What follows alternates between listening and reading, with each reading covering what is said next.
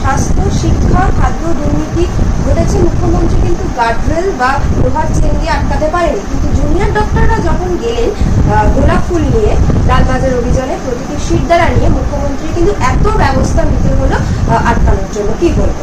দেখো, আগেও বলেছি যে বাঙালি কিন্তু এমন একটা জাত যারা নারীত্ব, নারীর সম্মান, নারীর সম্ভ্রমকে সর্বাধিক গুরুত্ব দেয়।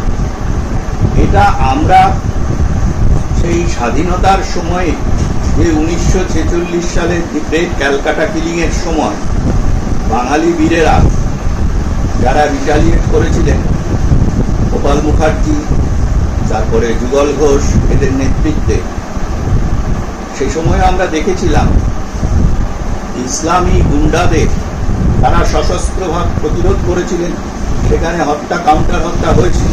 কিন্তু ইসলামীরা অত্যন্ত লোলুপতার সঙ্গে, সেই মুসলিম লীগের গুন্ডারা কিন্তু বাঙালি নারীর সম্ভ্রম লুটেই ব্যস্ত ছিল বেশি।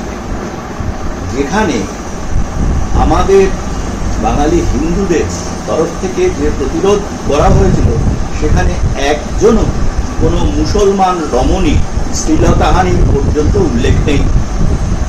বাঙালি আগের যে তুমি দুর্নীতিগুলোর কথা বললে মমতা সরকারের, কারণ তিনি এসছেনই তার একটাই উদ্দেশ্য দুর্নীতি করা এবং দুর্নীতির গণতন্ত্র প্রতিষ্ঠা করা, যেটা উনি করেছেন।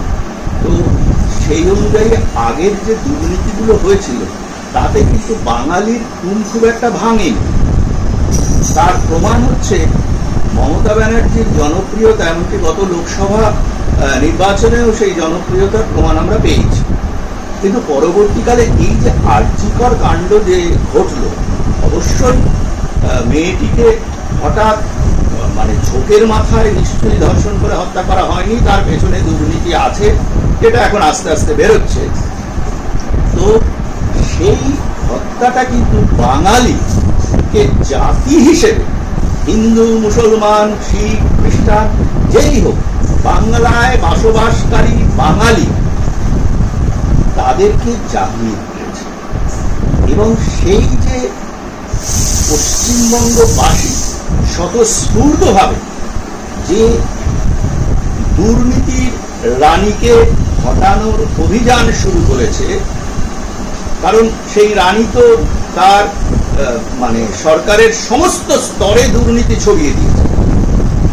এই জাগরণটাকেই উনি ভয় পাচ্ছেন। শুধু ডাক্তারদের লালবাজার অভিযান নয়, তুমি তাকিয়ে দেখো 27 তারিখে যারা সেই যুব ছাত্ররা ধর্ম, বর্ণ, রং, ইজম নির্বিশেষে যে 27 তারিখের আন্দোলনের ডাক দিয়েছিল, সেখানেও এইরকম ভাবে গার্ডরেল, চেন দিয়ে মুহুর্মুহু জল কামান এবং তোমার কাঁদানে গ্যাস ব্যবহার করে যেটা করেছে, তাতে বোঝা যাচ্ছে যে মুখ্যমন্ত্রী এবং তার দুর্নীতিকারী হাতগুলো এবং দুর্নীতির অন্যতম স্তম্ভ হিসেবে পুলিশের সিনিয়র অফিসার, আমি বলতে চাইছি পুলিশের সিনিয়র অফিসার, একটা জিনিস মনে রাখবে, সাধারণ পুলিশ কিন্তু সাধারণ ঘরে, তাদের ঘরেও মা মেয়ে আছে, তারাও কিন্তু এই দুর্নীতির শিকার হচ্ছে। তারা যেহেতু কর্মচারী, তাদের বলার কোনো ক্ষমতা নেই। আমরা বিভিন্ন জায়গায় প্রতিবাদের সময় আমরা এগুলো দেখেছি। তাদের বিরুদ্ধে আমি কিচ্ছু বলছি না, কারণ তারা আমাদের মধ্যেই আমাদের লোক। কিন্তু এই যে সিনিয়র অফিসার, কয়েকজন আইপিএস এবং আইএএস অফিসার, তারা সরাসরি এই দুর্নীতিকে মদত দিয়েছে এবং তারা নিজেদের চাকরিকে স্টেক রেখেছে। এবং আমি আগেও বলেছিলাম যে ভারত সরকার যেহেতু এদের সার্ভিস ফাইল কন্ট্রোল করে এবং ভারত সরকার যেহেতু এদের মাইনে দেয়, এটা ভারত সরকারের নৈতিক এবং আইনি দায়িত্ব যে এদের ব্রিং টু দ্য বুক, এরা যাতে কখনো পেনশন না পায় এবং যারা সরাসরি প্রত্যক্ষভাবে যুক্ত তাদের যেন জেল হয়। তুমি একটা জিনিস দেখো তো, এই যে ঘেরাও হলো, প্রতিবাদ প্রতিরোধ অনেক কিছু করেছিল, আমাদেরকে সরাসরি ভয়ও দেখিয়েছিল। ওই কি একটা তোমার কি জানি বিনীত গোয়েবেলস নাকি, ওই বিনীত গোয়েবেলস, ওই আইপিএস একজন চাকর, তিনি, তোমাকে আমি একটা কথা বলে দিই, এই বিনীত গোয়েবেলসরা তো বিশেষ লেখাপড়া জানে না, ওই ইঞ্জিনিয়ারিং পাস করেছে হয়তো আইআইটি থেকে কোথাও, পরীক্ষা দিয়ে হয়ে গেছে, লেখাপড়া এরা জানে না। যদি জানতো তাহলে তোমাকে আমি বলি যে ইন্টারন্যাশনাল কোর্ট নুরেমবার্গ ট্রায়ালের কথা পৃথিবী বিখ্যাত, সবাই জানে। হিটলারের জেনারেলরা যখন নুরেমবার্গ ট্রায়ালে ফেস করছিলেন, তারা বলেছিলেন অনেকেই যে আমরা শুধু ওপরওয়ালার আদেশ পালন করেছি, মাত্র নির্দেশ পালন করেছি, সুতরাং আমাদের তো কিছু দোষ নেই।